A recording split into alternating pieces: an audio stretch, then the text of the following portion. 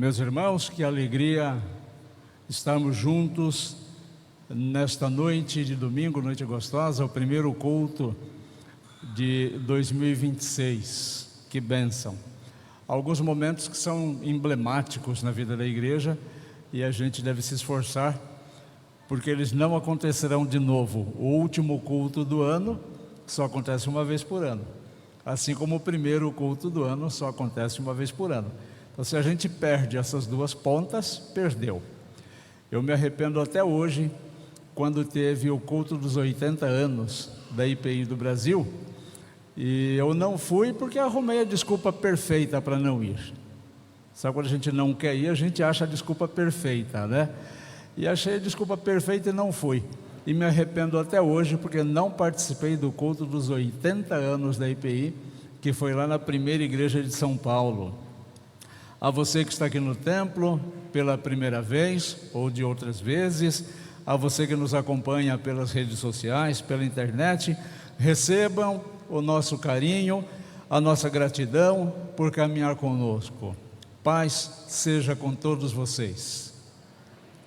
Eu convido a tua preciosíssima atenção para a leitura do Santo Evangelho do Senhor Jesus Cristo, conforme registrado pelo apóstolo João, capítulo 1, é um pouquinho de versículo, nós vamos ler os versículos 1 ao 18, é o texto que está separado pelo lecionário litúrgico para a leitura de hoje.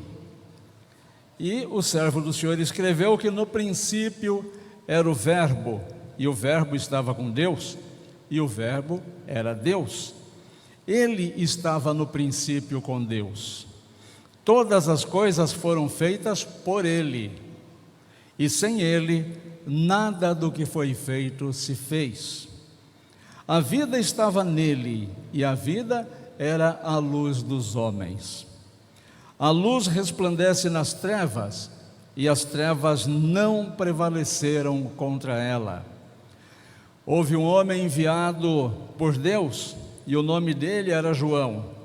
Este veio como testemunha para testificar a respeito da luz, para que todos viessem a crer por meio dele.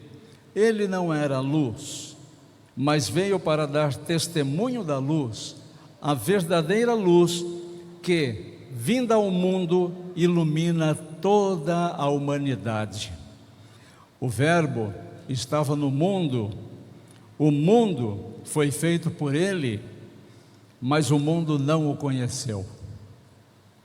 Veio para o que era seu, e os seus não o receberam.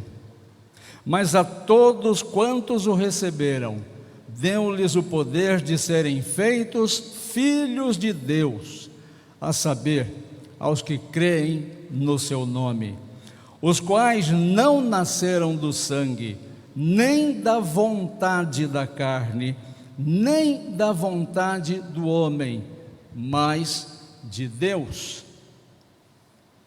E o Verbo se fez carne e habitou entre nós, cheio de graça e de verdade, e vimos a sua glória, glória como do unigênito do Pai. João dá testemunho a respeito dele e exclama: este é aquele de quem eu dizia, ele vem depois de mim, mas é mais importante do que eu, pois já existia antes de mim. Porque todos nós temos recebido da sua plenitude e graça sobre graça.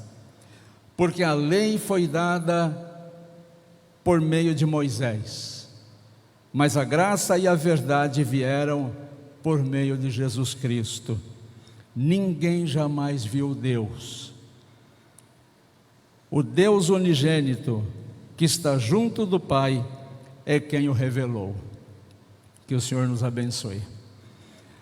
O título da minha mensagem é Graça sobre Graça para o Ano Novo. E é óbvio que não dá para a gente escapar de uma análise, ainda que empírica, a respeito do início do ano, porque é assim que é todo início de ano.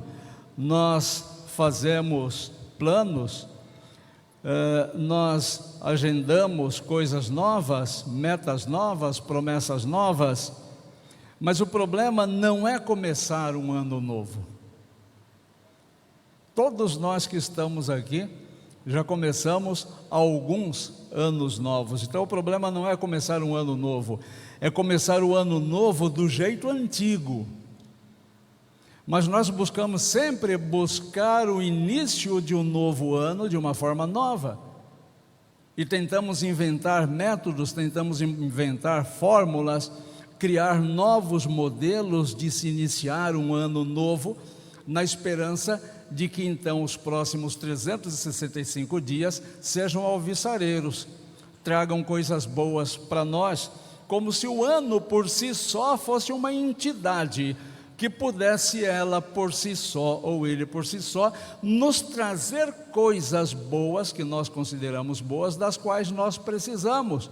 Assim, nós tratamos um período de tempo como uma entidade de vida própria que pode nos trazer presentes no decorrer da sua existência, que dura 12 meses. Assim, nestes poucos dias do mês de janeiro, é certo que muitos de nós já descobrimos, poucos dias depois de termos iniciado o ano novo, que as coisas continuam do mesmo jeito, com pouquíssimas diferenças. Nós continuamos com os mesmos medos com os quais terminamos o ano passado. Nós continuamos praticando os mesmos pecados escondidinhos que praticávamos até o final do ano passado. Nós continuamos cansados, até de tanto descansar. Só que dessa vez nos cansamos de tantos passeios, de tantos compromissos e de tantas visitas. Nós iniciamos o ano e descobrimos que continuamos com as culpas do ano anterior encroadas no nosso coração. E por falar em coração, é neste momento que nós descobrimos que o calendário mudou, o nosso coração não. E como é que nós queremos ter um ano novo, uma vida nova, com o coração que inicia essa nova jornada do mesmo jeito que terminou? O Evangelho de João fala de começo também. O Evangelho que nós acabamos de ler nesse instante fala de começo. O Evangelho começa com essa expressão, no princípio, está falando de começo, e essa linguagem de no princípio lembra a linguagem de Gênesis, no começo do Gênesis. No princípio, também está lá no Gênesis, para mostrar o poder criador do nosso Deus. No Gênesis, dizendo que Deus criou todas as coisas. No Evangelho segundo João, dizendo que todas as coisas desde o princípio foram criadas por Ele. Deus criando luz em meio às trevas. Isso aparece no Gênesis, isso aparece no Evangelho de João. João escreve também para um mundo muito parecido com o nosso, cansado e quebrado. De um mundo, ou no mundo em que nós percebemos e não conseguimos evitar isto, as contendas e as discórdias de pessoas que arriscam a vida e a sua integridade física para defender pontos de vistas e discutir com outras pessoas que não estão dispostas a abrir mão das suas opiniões.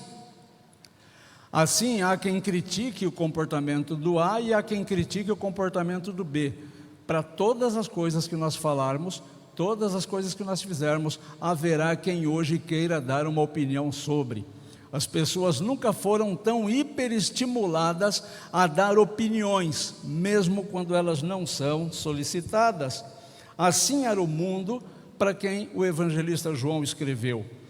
Estava aquela época, ou aquele mundo, debaixo do domínio imperioso dos romanos, que oprimia todas as nações que eram por eles subjugadas. Os próprios judeus praticavam uma religião pesada, que além do decálogo, além de todas as leis de Moisés, criaram por si, por conta própria, pela tradição, mais de 600 regras que as pessoas tinham que obedecer rigorosamente, e essas nem estavam na Escritura. era a tradição judaica que impunha sobre as pessoas. Lá adiante, Jesus vai fazer uma crítica a esses religiosos que criavam religiões tão pesadas assim, dizendo: vocês criam esses fardos pesados e colocam-os sobre as costas das pessoas, mas não ajudam elas carregarem nem com um dedo mínimo. As pessoas daquela época, assim como nós hoje, somos pessoas cheias de busca por sentido. Nós queremos um sentido para a vida. Nós queremos saber por que nós acordamos todas as manhãs. Nós queremos saber o que estamos fazendo ainda neste mundo. Nós queremos saber por que ainda não fomos embora. E nós queremos saber também porque outros tantos estão chegando.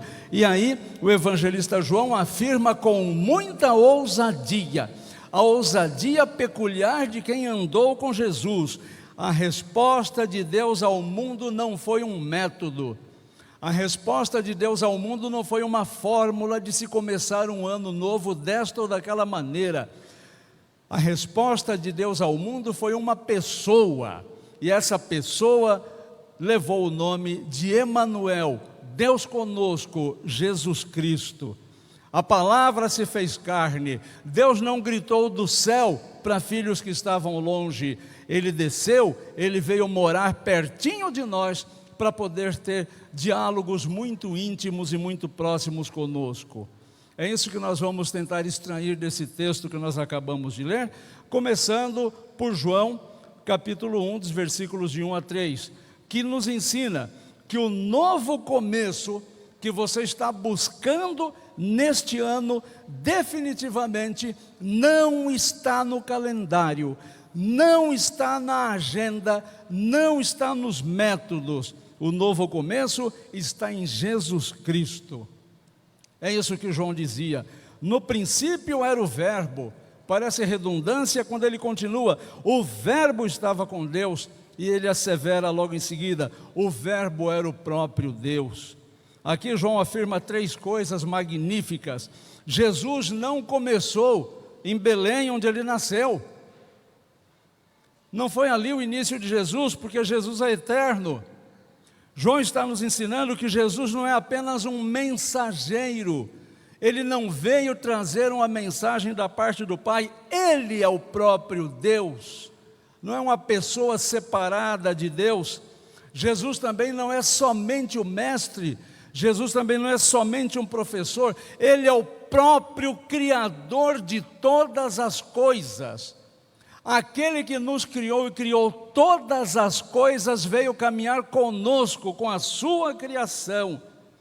Tudo foi feito por meio dele, e sem ele absolutamente nada do que foi feito se fez.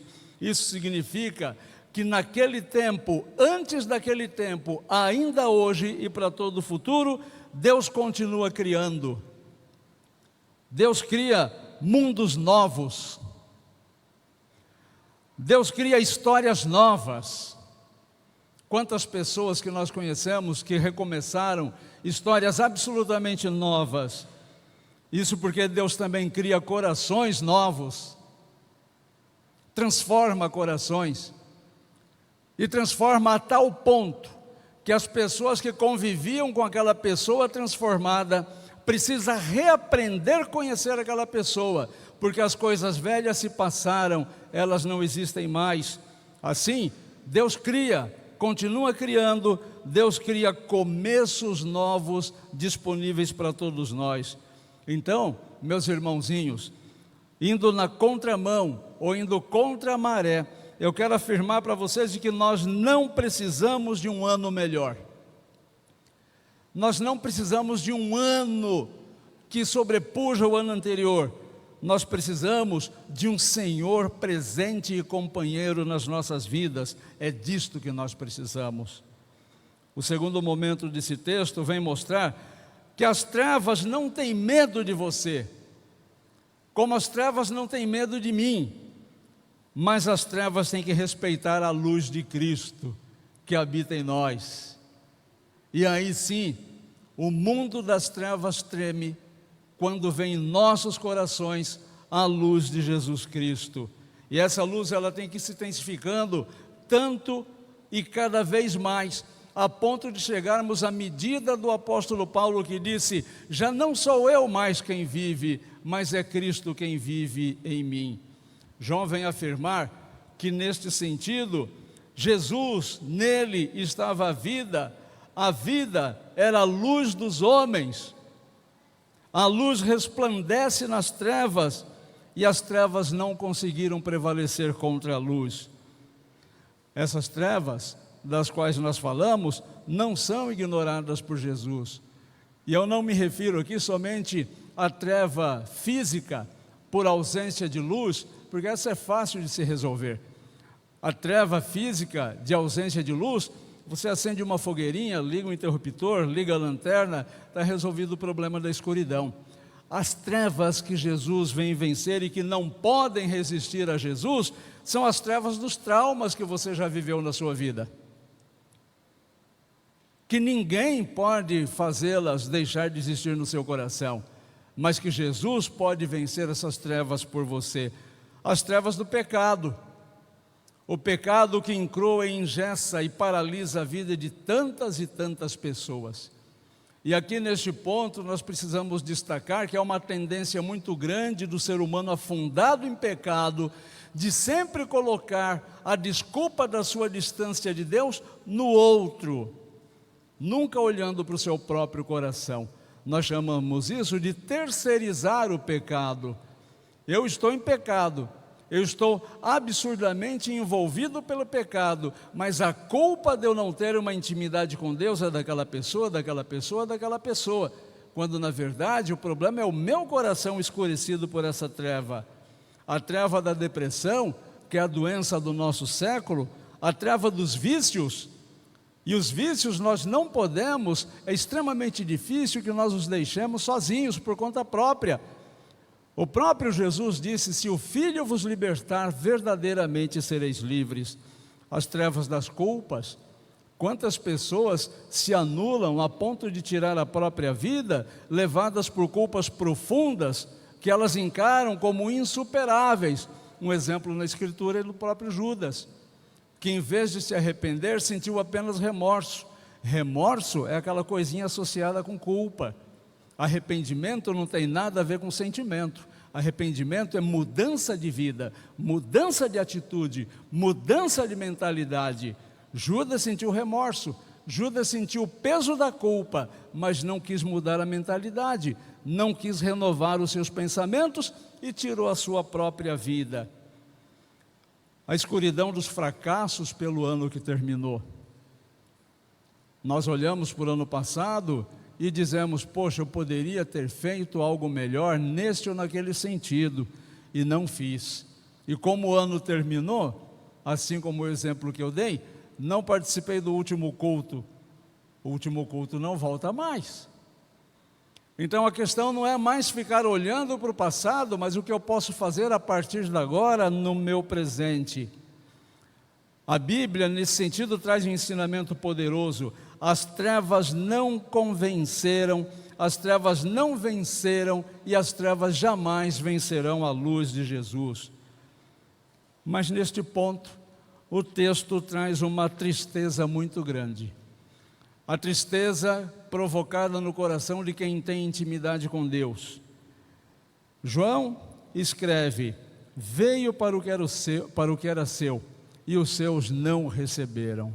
Os seus não receberam. Ou seja, Jesus veio, é fato, até historicamente, até o calendário da humanidade foi mudada por conta disso. Tanto o Jesus histórico quanto o Cristo são reconhecidos pela humanidade. Jesus veio, Jesus falou, reconhecido até por pessoas que não são cristãs. O próprio Mahatma Gandhi disse uma vez na estação ferroviária da Inglaterra para as pessoas que o interrogavam: eu aceito o vosso Cristo, eu não aceito o cristianismo de vocês. Jesus veio e brilhou. Jesus veio e foi visto pelos discípulos, por milhares de pessoas e por centenas de outras pessoas depois que ele ressuscitou. E mesmo assim, a maioria das pessoas diz não para Jesus. Meus irmãos, minhas irmãs, a pior escuridão que um ser humano pode provar na sua existência não é a escuridão do lado de fora, que pode ser facilmente resolvida. A pior escuridão que um ser humano pode vivenciar é a escuridão que fecha a porta do coração para a luz de Jesus. Porque esta escuridão, plantada no fundo do coração do ser humano, pode levá-lo para chamas eternas. Um terceiro momento que o texto nos propõe é que Cristo não veio para melhorar a sua vida antiga. Cristo não veio para transformar o seu ano novo de forma que ele seja materialmente melhor, financeiramente melhor do que o ano anterior. Ele veio para te dar uma nova identidade. É para isso que ele veio. A preocupação de Jesus, ao contrário do que se ensina hoje, nunca foi fazer de você um milionário. Nunca foi fazer de você o ser humano mais saudável do mundo. Nunca foi curar todas as suas feridas e nunca foi fazer de você a pessoa mais popular do planeta com maior número de likes. Porque todas as pessoas nesse sentido que provaram esses momentos em suas vidas, logo depois provaram a morte. Porque ao homem, ao ser humano, está destinado a morrer, mas morrer apenas uma vez, vindo depois disto o juízo eterno. Então, o que Jesus veio trazer é alguma coisa que ninguém pode tirar de você, que é uma nova identidade.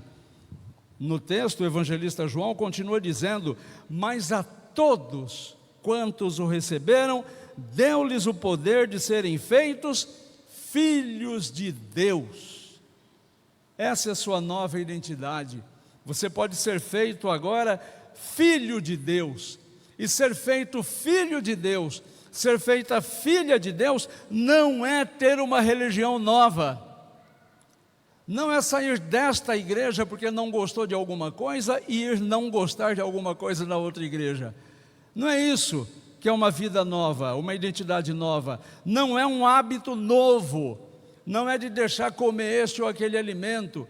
Não é mudar este ou aquele aspecto da sua rotina diária. É promessa nova. É uma novidade de vida em todos os aspectos. A identidade nova transforma você em filho do Deus Altíssimo.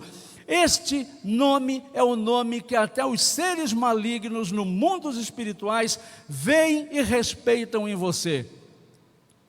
Jesus, quando passou em frente ao cemitério onde estava o endemoniado gadareno, em quem vivia ou habitava uma legião de demônios, porque eram muitos, quando Jesus simplesmente passou ali na frente, sendo que Jesus ainda não tinha passado por ali, aquele homem saiu de dentro do cemitério, pulou na frente de Jesus e disse: Jesus, filho do Deus Altíssimo, vieste nos perturbar antes do tempo? Décadas depois, está o apóstolo Paulo passando em frente a uma tenda onde tinha uma moça endemoniada que praticava adivinhações. Quando essa moça vê Paulo pela primeira vez, ela diz: Paulo, filho do Deus Altíssimo. Este é o sobrenome que os espíritos reconhecem ou não em você. Não é o teu sobrenome sanguíneo. Não é porque você é filho desta ou daquela família. Não é porque você tem conta neste ou naquele banco. Não é porque você mora neste ou naquele bairro. Tudo isso é supérfluo. Tudo isso passa. Tudo isso é como alguém orou aqui agora há pouco. Tudo isso é vaidade. Tudo isso vai embora. Mas o sobrenome, Filho do Deus Altíssimo, isso te alavanca para toda a eternidade. João então declara o centro do Evangelho nesse momento: o Verbo se fez carne, o Verbo habitou entre nós, cheio de graça e de verdade. Então aqui vai uma frase para você cravar na sua alma para o resto do ano: todos nós recebemos da plenitude de Deus, que é graça sobre graça todos os dias, porque a cada manhã quando você acorda, as misericórdias de Deus são renovadas sobre a tua vida. E para que nós queremos graça sobre graça todos os dias, todas as manhãs? Porque nós precisamos da graça de Deus para recomeçar. E todo dia é dia de recomeçar. Cada vez que a gente acorda é como se Deus estivesse dizendo para a gente: muito bem, agora vamos lá, tenta de novo, e desta vez procura não errar, desta vez procura fazer melhor. Graça para pedir perdão, graça para pedir perdão. E talvez aqui esteja a parte mais difícil da vivência humana, porque pedir perdão significa reconhecer que vacilou, mas principalmente graça para perdoar, porque em melhor estado está aquele que está na condição de perdoar do que aquele que está na condição de pedir perdão. Melhor do que pedir desculpas seria não precisar pedir desculpas, mas se é necessário, peça perdão, mas nunca recuse, nunca negue o perdão.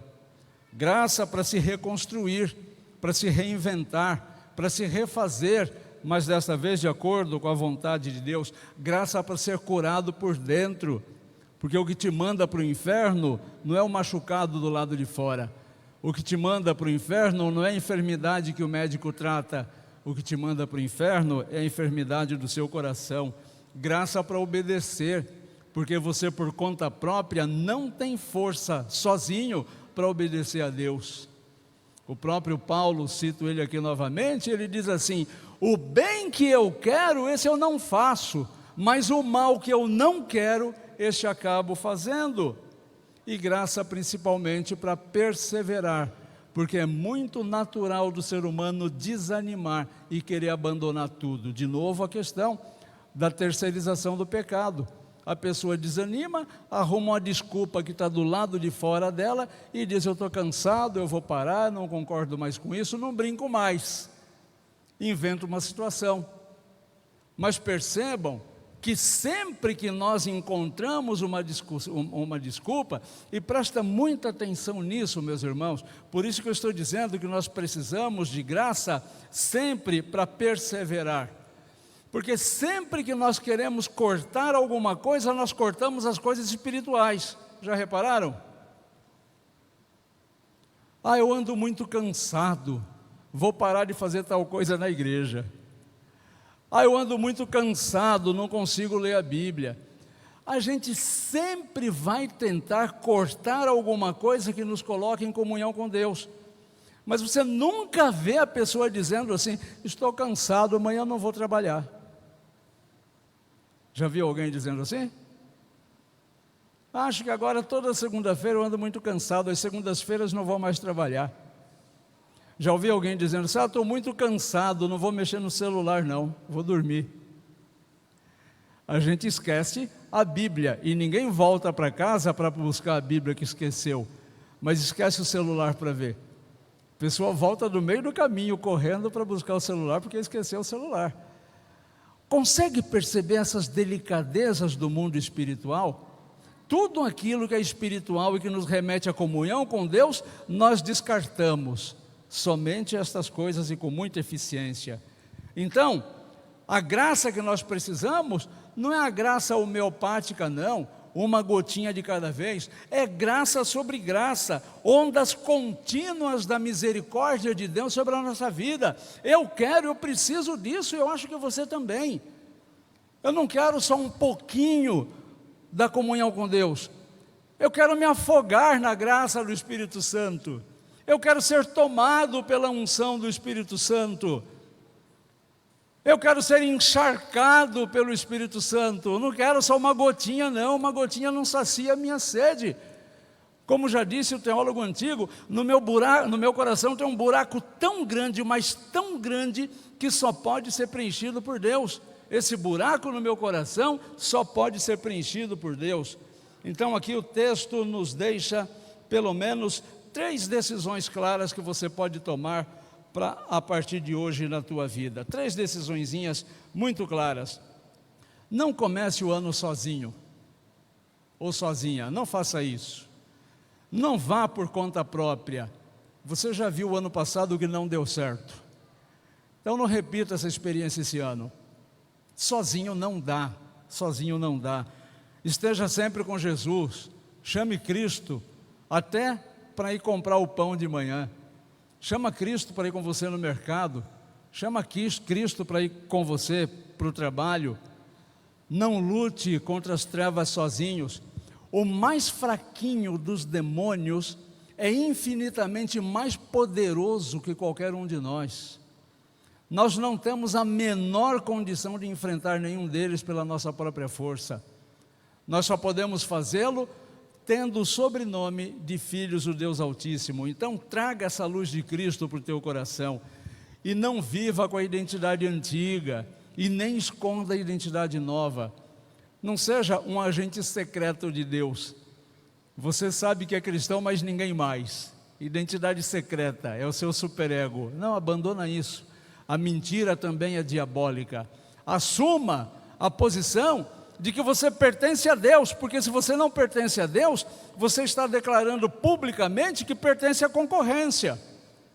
Não existe um meio termo. Não existe um meio termo. Ou nós pertencemos a Deus, ou pertencemos à concorrência. Eu não pertenço a ninguém. Só de pensar assim, você já pertence à concorrência. De novo, Jesus, aquele que me confessa diante dos homens, eu o confesso diante do Pai. Mas aquele que me nega diante dos homens, eu também o nego diante do Pai. Então não viva com a identidade antiga. Aproveita esse ano, aproveita que Deus está te dando a chance de estar vivo e assuma definitivamente: o meu sobrenome é filho do Deus Altíssimo e ponto final. Faça as trevas estremecerem diante de você com a luz do Cristo que você traz no seu coração. Concluo afirmando que se Cristo for o centro do seu ano, o resto vai encontrar o lugar certo na sua vida. Não se preocupe com o restante. Lembra lá do Salmo que diz: entrega o teu caminho ao Senhor, confia nele e o mais Ele fará. Prestou atenção no texto? Entrega o teu caminho ao Senhor, confia nele e o mais Ele fará. Ou seja, você vai fazer algumas coisas, mas se o teu caminho está entregue ao Senhor, você confia nele, aquilo que você não pôde fazer, ou seja, o mais Ele fará. Isso é parceria. Se não fosse uma questão de fé, seria uma questão de inteligência. Eu ter do meu lado alguém que pode fazer infinitamente mais além daquilo que eu peço. Hoje, eu não vim aqui em nome de Deus te oferecer um ano mágico. Longe de mim contar essa mentira para você. Aliás, se a vida melhorar, é porque a Bíblia está errada. Em nenhum lugar da Bíblia você encontra que esse mundo vai melhorar. Em nenhum lugar. Mas encontra que ele vai piorar, até chegar a um ponto em que ele vai ficar inviável e aí Jesus volta. Então eu não vim prometer um ano mágico para você. Jesus também não veio oferecer um ano mágico para você.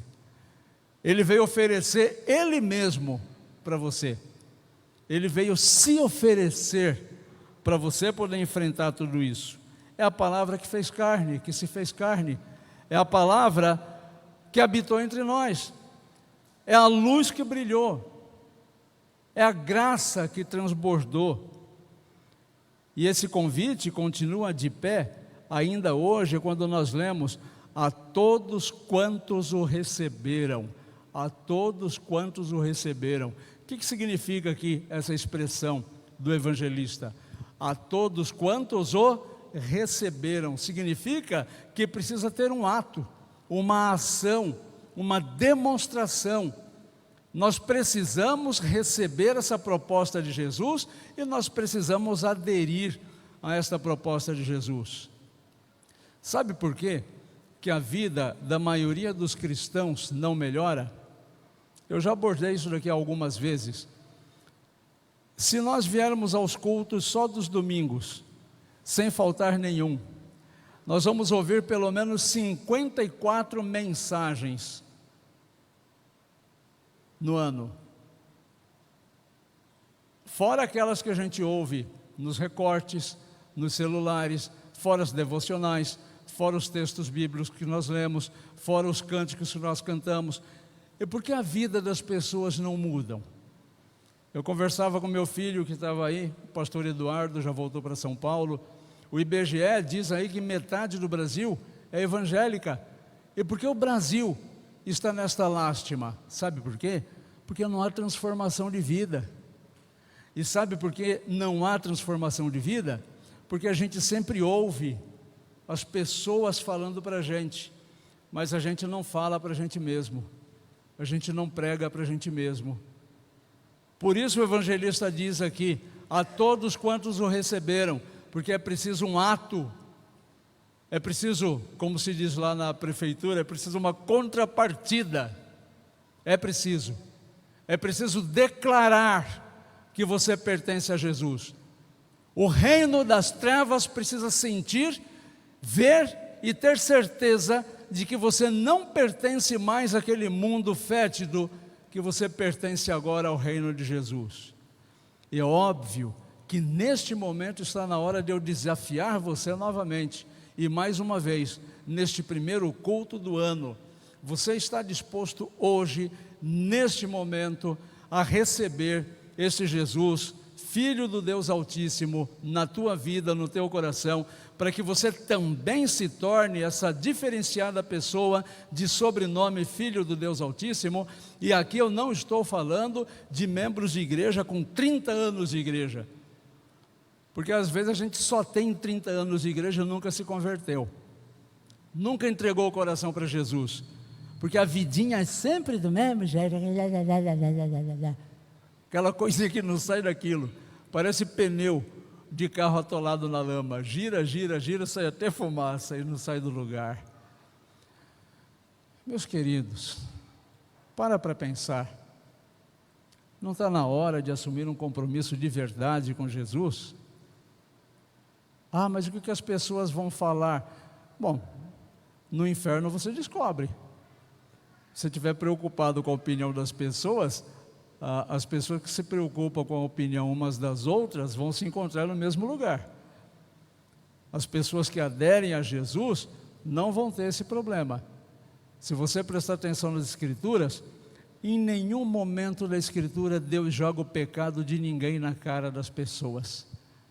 Deus nunca jogou o pecado na cara das pessoas. Quem faz isso é a concorrência, é o acusador, que Jesus chama de acusador, de pai da mentira.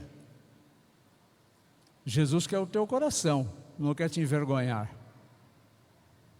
E eu penso que se o Senhor te trouxe aqui hoje, era para ouvir esse desafio, para que você de verdade e definitivamente você receba o Filho de Deus, para que você possa se tornar igualmente o Filho de Deus. Então eu quero te convidar você para baixar o seu rosto agora, fechar os seus olhos e pensar um pouquinho sobre isso e considerar essa importante decisão de receber a Jesus como seu Senhor e como seu Salvador. E mais uma vez eu destaco aqui, não é questão de ser membro desta ou daquela igreja, mas de ter Jesus como seu Senhor, de você definir hoje que o teu Senhor não é mais um sentimento, que o teu Senhor não é mais um relacionamento, que o teu Senhor não é mais a busca pela aprovação dos outros, que o teu Senhor não é mais uma mágoa antiga, que o teu Senhor não é mais uma culpa que você não sente perdão sobre ela, que o teu Senhor não é mais a tua vontade sobre a vontade dos outros, que o teu Senhor passa a partir deste momento de ser filho de Jesus, a vontade de Jesus na tua vida. E ainda ficando com os olhos fechados todos e de cabeça baixa, eu gostaria que você, se você recebe Jesus nestes termos, que no teu lugar você ficasse em pé neste momento. Amém. Louvado seja Deus. Glórias a Deus. Esse é um momento importantíssimo, porque você está dizendo para o reino das trevas: o meu sobrenome é Filho do Deus Altíssimo, e a partir de hoje eu não vivo mais para fazer a vontade do reino das trevas, somente a vontade de Deus é que será na minha vida, com todo o meu esforço, e naquilo que eu não conseguir, o Senhor conseguirá em mim. Aquilo que eu não conseguir, Deus conseguirá por mim, porque a força está nas mãos do Senhor. E se você quiser e puder dar mais um passo de coragem, eu desafio você neste propósito a vir aqui à frente, para que eu possa orar por você neste momento. Se você é filho do Deus Altíssimo realmente, venha até aqui, não se preocupe com a opinião de ninguém, venha até aqui, eu quero orar pela tua vida e por esta importante decisão que você está tomando, mostrando que Jesus é o único Senhor da tua vida e absolutamente ninguém mais. Amém. Glórias a Deus. Amém.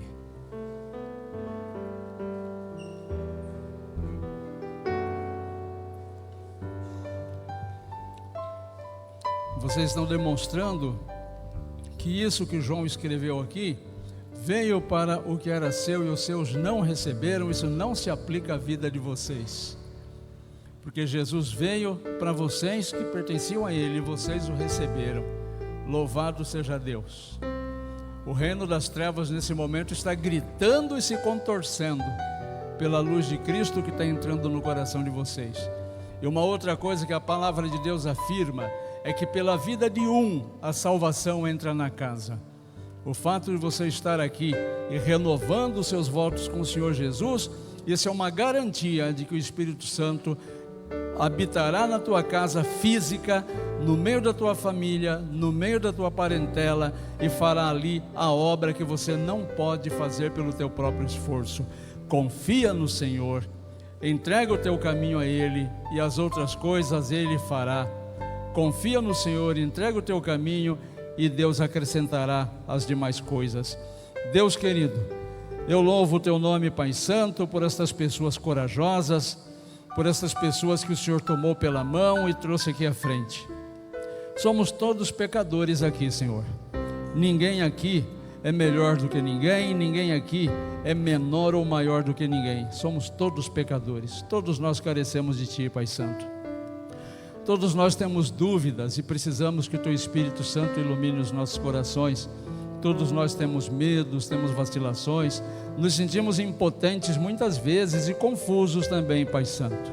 Mas nós temos uma convicção de que o Senhor é a verdade, o Senhor é o caminho, o Senhor é a vida. Isso está plantado no nosso coração pelo poder maravilhoso do Teu Espírito Santo. Então eu clamo por estas pessoas que estão aqui, ó Senhor. Tem misericórdia delas, são teus filhos e tuas filhas agora.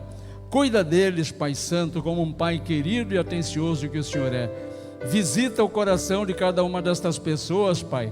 O Senhor sabe pelo que cada uma delas tem orado constantemente diante do teu altar, Senhor. Visita a necessidade dessas pessoas e socorre, Deus de amor. O Senhor pode fazer. Todas as coisas são possíveis àqueles que creem, e nós cremos. O Senhor é o Deus do impossível, o Senhor é o Deus criador. O Senhor pode construir pontes, o Senhor pode construir sentimentos que foram mortos, sentimentos que foram extintos no nosso coração. O Senhor pode nos tornar mais do que vencedores.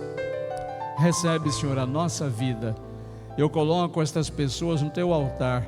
Cuida destas pessoas, Pai Santo. Coloca os teus anjos acampados ao derredor de cada uma delas.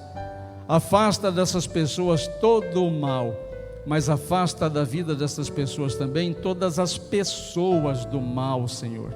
Aqueles mensageiros dos reinos das trevas que tentarão desanimar esses teus filhos, que eles sejam afastados. Cuida, Senhor, desse rebanho precioso. Cuida dessas pessoas preciosas por quem o teu filho morreu, pagou com a própria vida. Eu louvo o teu nome pela vida destas pessoas e te agradeço pelas maravilhas que o Senhor fará na vida de cada uma delas neste ano. Eu te agradeço, Pai Santo, e que o nosso novo ano não seja apenas novo, mas que este novo ano destas pessoas seja o ano de Jesus. E é em nome dele que eu oro agradecido. Amém. Amém. Deus abençoe vocês. Amém.